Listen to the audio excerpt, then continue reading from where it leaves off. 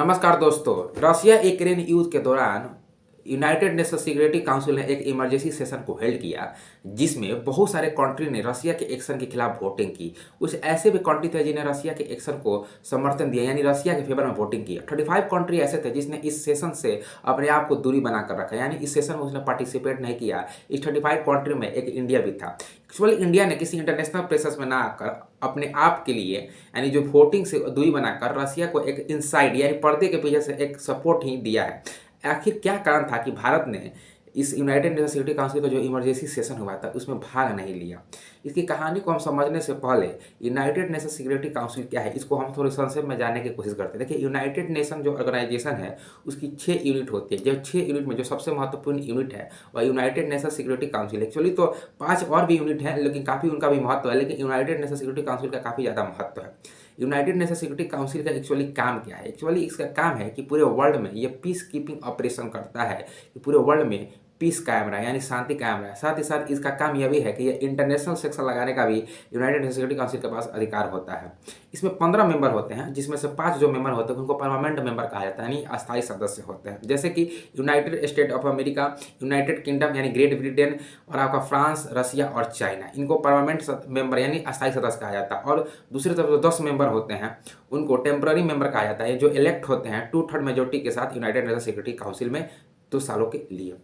अब समझने वाली बात क्या होगी कि यूनाइटेड नेशन सिक्योरिटी काउंसिल में जो 5 मेंबर हैं, यानी United state of America, United kingdom, Russia, France और चाइना, इनके पास एक बहुत ही बड़ा पावर होता है जिस पावर का नाम है वीटो। एक्चुअली वीटो क्या है? आप लोगों ने वीटो के बारे में जरूर सुना होगा कि ये जो 5 कंट्री इनके पास वीटो होता है। एक्चुअली वीटो एक लैटिन शब्द है जिसका अर्थ होता है कि आई फॉरबिड, यानी वो किसी चीज़ को मना करते हैं, यानी मैं मना करता हूँ। यानी कहने का मतलब कि यूनाइटेड नेशन सिक्योरिटी काउंसिल में किसी भी रेजोल्यूशन को अगर लाया जाता है और मोस्ट ऑफ द कंट्री उस रेजोल्यूशन के फेवर में होते हैं, तो वह resolution United Nation Security Council में पास हो जाता है। और जितने भी उस मेंबर हैं, यानी यूनाइटेड नेशनल सिक्योरिटी काउंसिल में जितने भी सदस्य हैं, इस सभी लोगों पर क्या होता है? लागू होता है। लेकिन समझने वाली बात यह होगी कि ये जो 5 कंट्री हैं जो इनके पास वीटो होता है, अगर इनमें से कोई भी कंट्री, अगर कोई resolution most of the countries के फेवर में है, लेकिन 5 कंट्री में से कोई भी कंट्री अगर वीटो कर देता है, तो जो सब्सिक्वेंट जो रिजोल्यूशन है वहीं पर कोलैप्स कर जाता है। और इस वीटो का प्रयोग रशिया, यानी जो उस समय यूएसएसआर होता था, वह 6 बार भारत के फेवर में किया। अगर वो फेवर में नहीं होता तो आज भारत की स्थिति जियोपॉलिटिक्स में और इंटरनेशनल रिलेशन में कुछ अलग होती। आज की वीडियो की कहानी यही है कि यूनाइटेड नेशन सिक्योरिटी काउंसिल में वह 6 बार कब थे जब रशिया ने भारत के लिए वीटो किया। आइए इस कहानी को समझने के लिए पहले हमको समझना होगा कि 1958 यानी उन कब थे जब रशिया ने भारत के लिए वीटो किया। आइए इस कहानी को समझने के लिए पहले हमको समझना होगा कि 1958 यानी 1958 से लेकर 1971, यानी 1958 से लेकर 1971 के बीच वो 6 बार ऐसा समय रहा जब यूएसएसआर, यानी जो उस समय यूएसएसआर होता था, उसने भारत के लिए यूनाइटेड नेशन सिक्योरिटी काउंसिल में वीटो किया। सबसे जो पहला veto United Nation Security Council में यूएसएसआर ने किया, इसका हम लोग बैकग्राउंड पहले समझने की कोशिश करते हैं। देखिए, जब भारत आज़ाद हुआ था 1947 में, तो उस समय 2 नेशन बने थे, इंडिया और पाकिस्तान। उसके बाद कुछ प्रिंसली स्टेट थे, तो उनके पास ये राइट था कि वो तो इंडिया को ज्वाइन कर सकते हैं, पाकिस्तान को भी ज्वाइन कर सकते हैं और साथ साथ इंडिपेंडेंट रहते हैं। लेकिन जो इसमें 3 जो सबसे बड़ी रियासत थी, यानी जम्मू एंड कश्मीर, हैदराबाद और जूनागढ़। जम्मू और कश्मीर के अगर आप कहानी जानने की कोशिश करते हैं तो टर्निंग पॉइंट में पहले से भी एपिसोड है, और पहला एपिसोड उसी पर है, history of Jammu and Kashmir and PoK, जाकर उसको आप देखने की कोशिश कर सकते हैं। तो जब ये 1947 में जो कश्मीर का इशू होता है, तो उस पहला ही भारत और पाकिस्तान, यानी आज़ादी के बाद भारत पाकिस्तान का जो सबसे पहला जो वार हुआ वो जम्मू एंड कश्मीर के लिए हुआ। 1 जनवरी 1948 को, यानी 1 जनवरी 1948 को उस समय के तत्कालीन प्रधानमंत्री Pandit Jawaharlal Nehru United Nation Security Council में जो जम्मू एंड कश्मीर का मुद्दा है उसको ले जाते हैं। अब ये समझने वाली बात ये होगी कि भारत में बहुत सारे इंटेलेक्चुअल के द्वारा नेहरू के इस जो यूनाइटेड नेशन सिक्योरिटी काउंसिल में जो ले जाते हैं, इसके क्रिटिसिज्म भी किया जाता है, यानी आलोचना की जाती है, क्योंकि यही ये समय था कि अगर नेहरू इसको नहीं ले जाते तो आज जो कश्मीर का इशू पूरे जियो पॉलिटिक्स में पिसता है, भारत और पाकिस्तान के बीच जो तनाव रहता है कश्मीर को लेकर, शायद ऐसा नहीं होता। और सरदार पटेल भी इसके खिलाफ थे, लेकिन नेहरू इस चीज़ को नहीं समझते हैं और यूनाइटेड नेशन सिक्योरिटी काउंसिल में लेकर चले जाते हैं।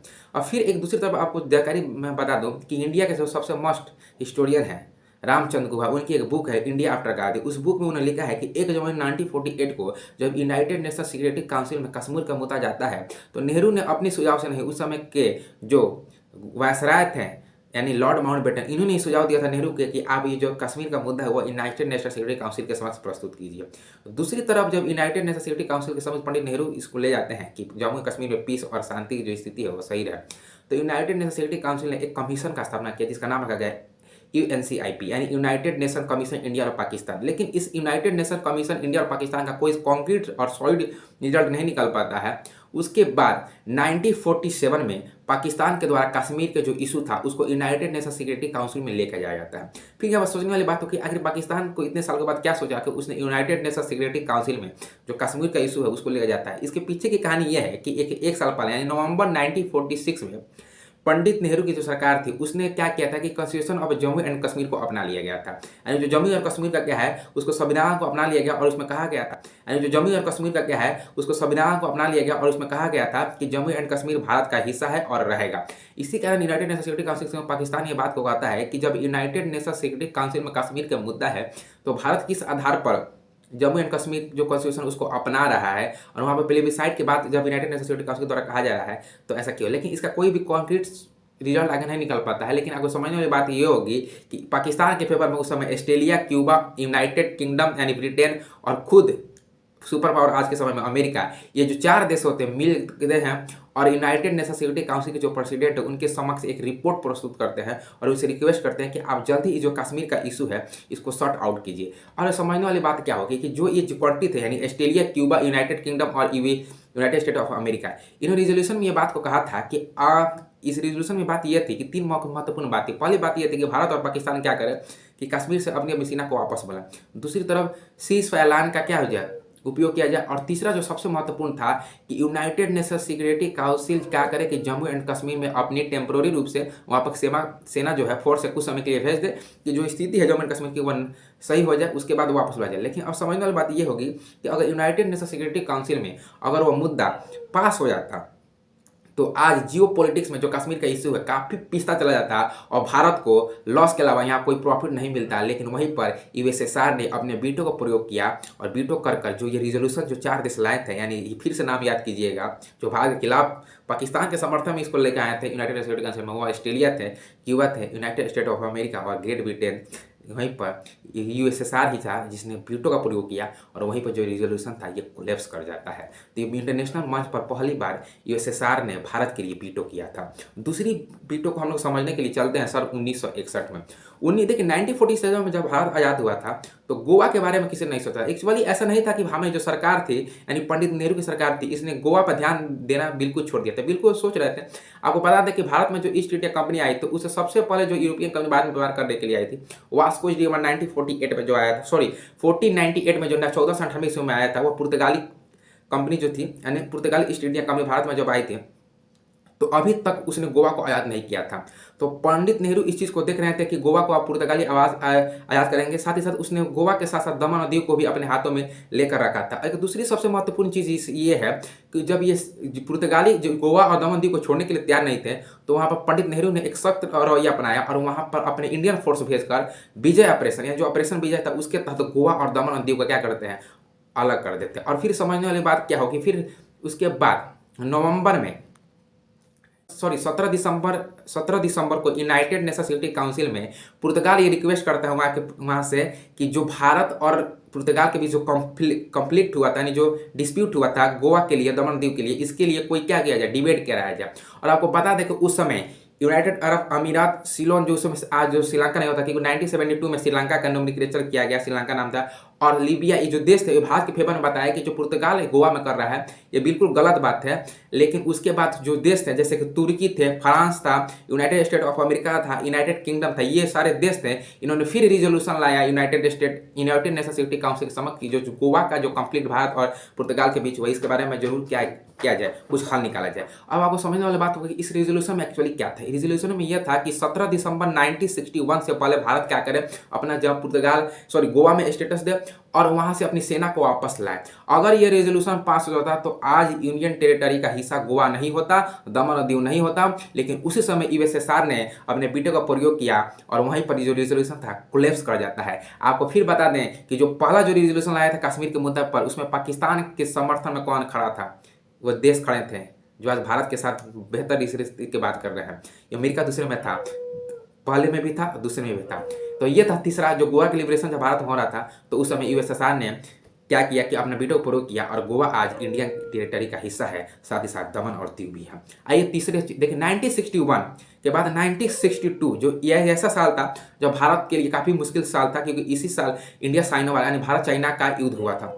तो 1 जनवरी 1962 को यानी शुरू साल के पहले ही दिन यूनाइटेड नेशन सिक्योरिटी काउंसिल में क्या किया जाता है कि पाकिस्तान के द्वारा फिर कश्मीर का मुद्दा उठाया जाता है। और इसमें जो फेवर कर रहा था वह ये अमेरिका ही था। अमेरिका के कहने पर इसने ले गया था कौन, यूनाइटेड नेशन सिक्योरिटी काउंसिल में पाकिस्तान। लेकिन भारत खुद यहाँ पर कह देता है कि ऐसा यूनाइटेड नेशन सिक्योरिटी काउंसिल में किसी डिबेट की जरूरत नहीं है, ये भी फालतू बातें हैं, इसका कोई सोल्यूशन और कोई कॉन्क्रीट डिबेट नहीं हो सकता कि बिना कारण ही इसको यूनाइटेड नेशन सिक्योरिटी काउंसिल में लाया गया है और डिबेट किया जाता है। लेकिन फिर भी United Nation Security council debate रखता है, लेकिन रशिया फिर वहाँ पर वीटो कर देता है और ये पूरा जो रिजोल्यूशन आने वाली नहीं था फिर कोलैप्स कर देता है। तो ये तीसरा मौका था। बचे 3 रिजोल्यूशन जो थे वो भारत के लिए काफ़ी दर्द देने वाले थे। अगर वो रिजोल्यूशन पास हो जाते हैं तो आज भारत कहीं ना कहीं बहुत पिछड़ा होता है। किस क्षेत्र में पिछड़ा था, आइए हम समझने की कोशिश करते हैं। देखिए, रशिया ने यानी यूएसएसआर ने जो 3 बार वीटो किया था और अंतिम उसने 3 वीटो यानी वीटो 4 वीटो 5 वीटो 7 उसने 1971 जो बांग्लादेश एक नए देश के रूप में बना उसके लिए उसने, देखिए इसको कहानी को समझने के लिए एक अलग वीडियो हो सकता है, काफ़ी लंबा वीडियो हो सकता है, लेकिन आपको हम लोग ब्रीफ में बता दें कि जब पाकिस्तान बना था तो रेड क्लिफ लाइन थी, एक था वेस्ट पाकिस्तान और दूसरा था ईस्ट पाकिस्तान। आज के समय में ईस्ट पाकिस्तान ही बांग्लादेश होता है। तो जो वेस्ट पाकिस्तान के लोग थे उसने क्या किया था, एक्चुअली वहाँ पर एक ईस्ट पाकिस्तान में एक पार्टी थी जिसका अवामी लीग, और अवामी लीग के उस समय संस्थापक थे जिनका नाम था शेख मुजीबुर रहमान, और उन्हीं की बेटी आज बांग्लादेश की प्राइम मिनिस्टर जिनका नाम है शेख हसीना।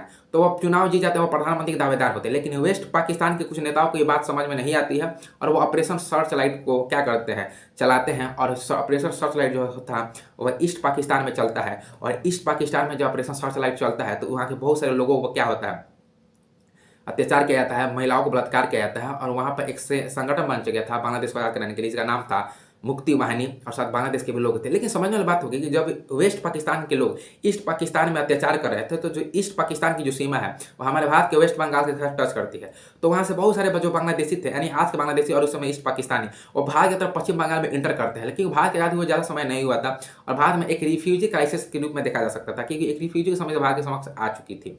तो भारत ने सोचा कि अब यहाँ पर इंडिया को इस युद्ध में इंटर करना बहुत ज़रूरी है। यहाँ पर जब वो इंटर करता है तो इंडिया और पाकिस्तान के बीच युद्ध होता है। आपको जानकारी के लिए बता दें, मेरे पास डाटा है, मैं डाटा से आपको बताना चाहता हूँ कि जो ये युद्ध होता है उसमें आपको जानकारी के लिए बता दूं तो जो 1971 में इंडिया और पाकिस्तान के बीच युद्ध होता है तो 9 अगस्त 1971 को इंडिया और रशिया एक ट्रीटी को साइन करते हैं, जिसकी टिकट है ट्रीटी ऑफ पीस यानी पीस ऑफ ट्रीटी को साइन किया जाता है। फिर आपको बता दें 4 दिसंबर 1971 को, देखिए 4 दिसंबर 1971 को यानी यूनाइटेड स्टेट ऑफ अमेरिका क्या करता है कि यूनाइटेड नेशन सिक्योरिटी काउंसिल में एक रेजोल्यूशन लाता है कि जो ईस्ट पाकिस्तान है यानी जो सब पाकिस्तान है और बना वेस्ट बंगाल यानी हमारा बंगाल, यानी इंडिया और पाकिस्तान यानी उस समय ईस्ट पाकिस्तान ही था, पाकिस्तानी था। तो इंडिया और पाकिस्तान समझिए किस में बॉर्डर की बात कर रहा हूं, आज का बांग्लादेश जो उस समय पाकिस्तान था, यानी इंडिया और पाकिस्तान का जो बॉर्डर है वहां पर सीज फायर लाइन क्या किया जाए, कायम किया जाए। अब समझ में बातें होगी, अगर ये रिजोल्यूशन फिर यूनाइटेड नेशन सिक्योरिटी काउंसिल में पास हो जाता तो आज बांग्लादेश विश्व के नक्शे पर नहीं होता और पाकिस्तान थोड़ा आज जो कमजोर है उतना कमजोर नहीं होता। यानी पाकिस्तान के जो टेरिटरी अब आप देखते हैं आज थोड़ी और लंबी होती, क्योंकि बांग्लादेश भी उसका हिस्सा था, यानी ईस्ट पाकिस्तान आज होता। तो यहाँ पर एक समझने वाली बात ये होगी कि एक यूनाइटेड नेशन सिक्योरिटी काउंसिल में अमेरिका क्या कर रहा है कि एक रिजोल्यूशन भी ला रहा है कि भारत और पाकिस्तान के बीच सीज फायर लाइन कायम हो जाए, और दूसरी तरफ युद्ध में उसने मिलिट्री सप्लाई भी पाकिस्तान को क्या कर रहा है, समर्थन दे रहा है, क्योंकि उस समय पाकिस्तान और यूनाइटेड स्टेट ऑफ अमेरिका के रिलेशन काफ़ी बढ़िया था। तो वहाँ पर फिर रशिया ने अपना वीटो समझ कर फिर resolution United Nation Security Council में रखता है कि फिर भारत और पाकिस्तान के बीच क्या किया जाए, सीज फायर लाइन कायम किया जाए। इधर वो यूनाइटेड नेशन सिक्योरिटी काउंसिल में पीस की बात कर रहा है, सीज फायर की लाइन की बात कर रहा है, और दूसरी तरफ वो वार में क्या कर रहा है कि पाकिस्तान को मिलिट्री सप्लाई भी कर रहा है। पीएनएस गाजी आपने देखा होगा वो किसका था, अमेरिका के द्वारा ही दिया गया था। तो फिर यहाँ पर कोलैप्स हो जाता है कि फिर 5वां वीटो रशिया यूएसएसआर कर देता है, और उसके बाद 12 दिसंबर को फिर अमेरिका लाता है कि रिजोल्यूशन को क्या किया जाए कि सीज फायर लाइन कायम किया जाए। फिर रशियन वहाँ पर क्या कर देता है, वीटो कर देता है, और उसके बाद बांग्लादेश का एक अलग राष्ट्र निर्माण होता है और वहाँ के जो प्रधानमंत्री से शेख मुजीबुर रहमान बनते हैं, और आज के बांग्लादेश करेंसी में भी उन्हीं का मुद्रा है, और बांग्लादेश कहीं ना कहीं आज पाकिस्तान से काफ़ी आगे निकल चुका है। तो ये 6 वीटो थे जिसने यूएसएसआर ने भारत के लिए किया था।